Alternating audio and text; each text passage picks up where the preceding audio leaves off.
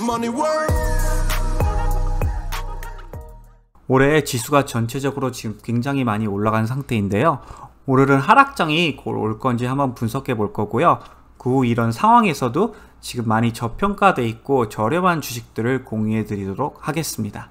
일단 성장주가 많이 있는 그래도 나스닥 컴포짓 인덱스를 분석해 드리면, 나스닥은 보통 이렇게 올라가는 기간과 내려가는 기간이 어느 정도 정확히 보인 적이 굉장히 많았습니다.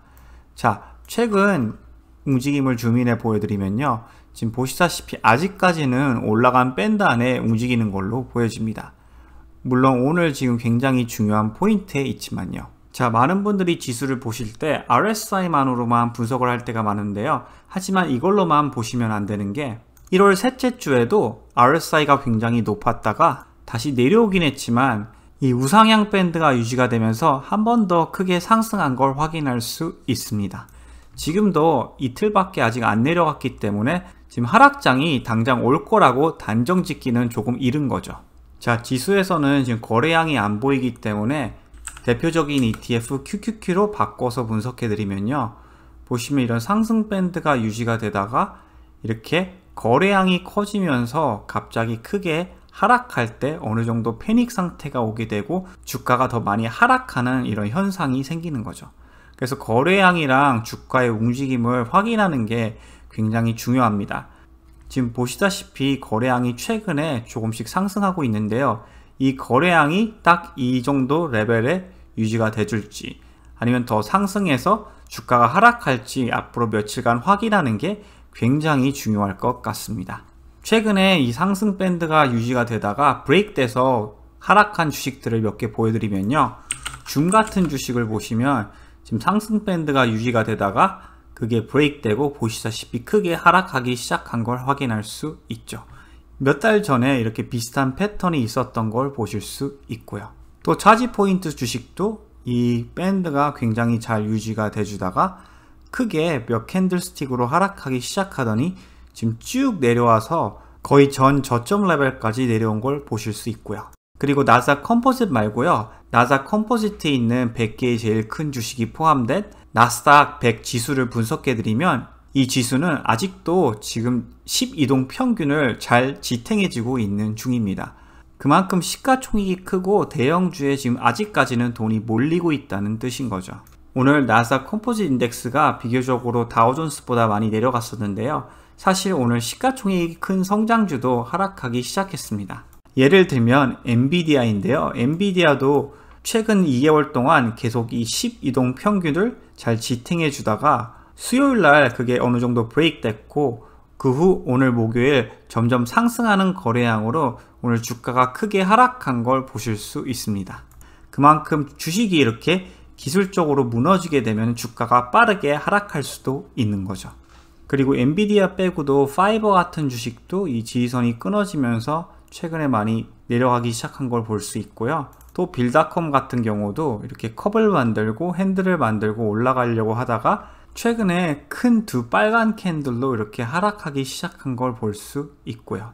중요한 건 이렇게 고점에서 빨간 캔들이 크게 있기 시작하면은 그거는 보통 좀 안 좋은 사인이라고 볼 수 있습니다. 그래서 개인적으로 최근에 시가총액이 큰 성장주가 조금씩 하락하기 시작했기 때문에 저는 지금 보수적으로 투자해야 될 때가 아닌가 라고 생각을 하고 있습니다. 자, 하지만 개인적으로 이 중에서 이미 너무 많이 내려갔다고 생각하는 주식들이 몇 개 있는데요. 첫 번째 주식은 KB홈, 티커 심볼은 KBH인데요. 이 주식은 지금 이미 고점에서 한 27% 정도 하락한 상태인데요. 펀더멘털 인포메이션을 간단하게 분석해드리면 올해 100% 이상 EPS 성장률을 이미 예상하고 있고요. P가 지금 9밖에 안 되는 주식입니다. 최근에 EPS 성장률이 폭발적으로 올라가는 것도 보실 수 있고, 전체적으로 주가가 올라가야 되는데 오히려 지금 28%가 고점에서 내려온 상태입니다. 지금 주가 가격이 2017년 전 고점 레벨보다도 낮은 상태인데요.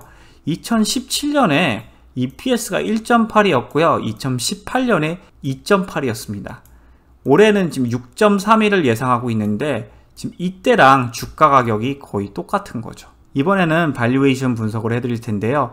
PE over time을 보시면 지금 PE가 1년어치로 계산했을 때 최저점인 걸 확인할 수 있고 3년어치 봤을 때 지금 PE가 거의 코로나 레벨까지 내려가고 있는 중이고요.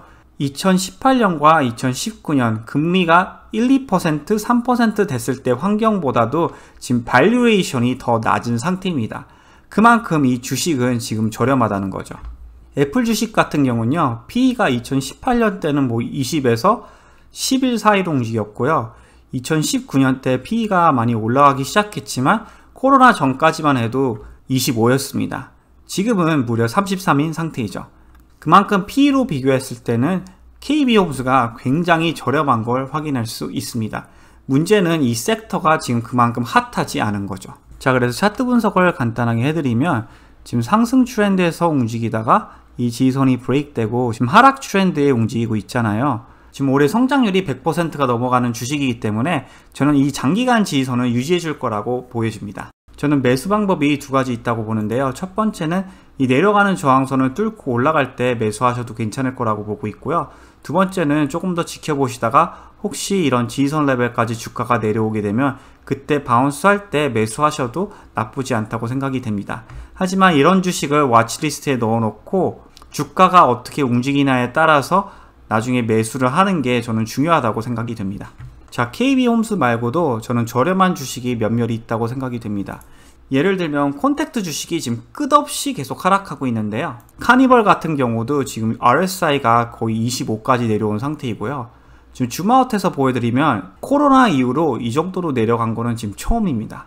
그리고 UAL 같은 항공사 주식도 지금 최근에 너무 많이 하락해서 RSI가 30 밑인 걸 확인할 수 있죠. 이런 주식은 코로나가 잠잠해지면 다시 상승할 수 있으니 지금 와치리스트에 넣어놓고 앞으로 주가의 움직임을 확인하고 좋은 타이밍에 매수하는 게 저는 굉장히 중요하다고 생각이 됩니다. 자, 그리고 최근에 LBS라는 라스베가스 호텔 관련 주식도 굉장히 많이 하락했는데요. 지금 장기간 지지선 레벨에 딱 있는 상태입니다. 그래서 안전하게 매수를 하시려면 이 내려가는 저항선이 더 스티프하게 지금 만들어졌잖아요. 이 내려가는 저항선을 뚫고 올라갈 때 매수하는 거는 저는 괜찮다고 보여집니다. 자, 그리고 팔렌티어 주식도 최근에 엄청나게 많이 하락을 했는데요. 보시면 전 고점에서 지금 한 열흘 만에 25% 정도 내려온 상태이죠. 그래서 조금만 더 내려와서 RSI가 30 근처를 찍으면요, 그때부터는 조금씩 분할 매수하고 장기간으로 투자하는 거는 괜찮다고 생각이 됩니다. 저는 성장주는 그렇게 복잡하게 분석할 필요는 없다고 보고 있고요. 그 마이너스인 EPS가 줄어들면서 앞으로 수익을 낼 수 있는 기업인지, 매출 성장률이 꾸준히 한 30%에서 50% 있는 기업인지, 펀드 성장률이 계속 꾸준히 올라가는 기업인지, 그리고 비즈니스 모델 자체가 앞으로 꼭 필요한지, 만약 투자하시는 기업이 이러한 기업이면 저는 장기 투자하기 좋은 기업이라고 보여집니다. 팔란티어는 데이터 분석을 기반으로 한 회사이기 때문에 앞으로 꼭 쓰여지는 기업이 될 수밖에 없다고 전 보여집니다. 자, 마지막으로 지금 제일 많이 세일하고 있는 주식들은 소형주랑 스펙주들인데요. 이 주식들은 최근에 너무 많이 떨어졌기 때문에 정말 조금 떨어졌을 때 매수할 필요가 없습니다.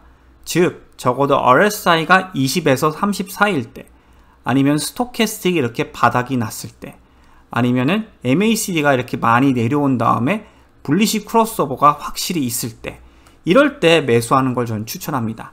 자, 예를 들면 찰지 포인트를 보시면요, 최근에 주가가 많이 내려오긴 했지만 지금 RSI 30까지는 안 내려왔잖아요. 저는 조금 더 기다릴 것 같고요. 지금 장기간 지지선 레벨에서 그래도 최근에 계속 반등해 줬습니다. 그렇기 때문에 저는 적어도 이 평행 지지선 아니면 이 장기간 지지선 레벨까지 내려와야지 매수 고려를 할 것 같습니다. 그리고 바닥에서 주식이 올라갈 때 보시면요, 이렇게 V-쉐입이 보통 만들어져요. 보이시죠? 아니면 이렇게 같은 레벨의 캔들이 두 개 있던지요. 이런 사인이 RSI 30 밑에서 보이기 시작하면 그때 매수하는 게 저는 최고라고 생각이 됩니다. 그 전까지는 이렇게 장기간 저항선을 뚫고 확실히 브레이크아웃이 있지 않는 이상 저는 매수할 필요가 없다고 생각이 됩니다. 그래서 제 와치리스트엔 찰지 포인트, 소파이, 프로테라가 있고요. 그 밖에도 스템 주식이 지금 최근에 굉장히 많이 하락을 했는데 이것도 저점이 만들어지면은 매수 고려할 생각이 있고요. 그리고 헬리콥터 택시인 주식 블레이드도 최근에 굉장히 많이 하락을 했는데 이 저점 레벨에서 다시 반등하기 시작하면 저는 매수할 생각이 있는 주식 중 하나입니다. 그리고 참고로 오늘 로메오 파워 같은 경우는 이 같은 레벨에서 주가가 굉장히 많이 움직였잖아요. 그래서 이 레벨이 저점 레벨일 수 있으니 이것도 참고하시면 좋을 것 같습니다. 자, 오늘의 분석은 여기까지 할 거고요. 오늘도 시청해 주셔서 대단히 감사드립니다.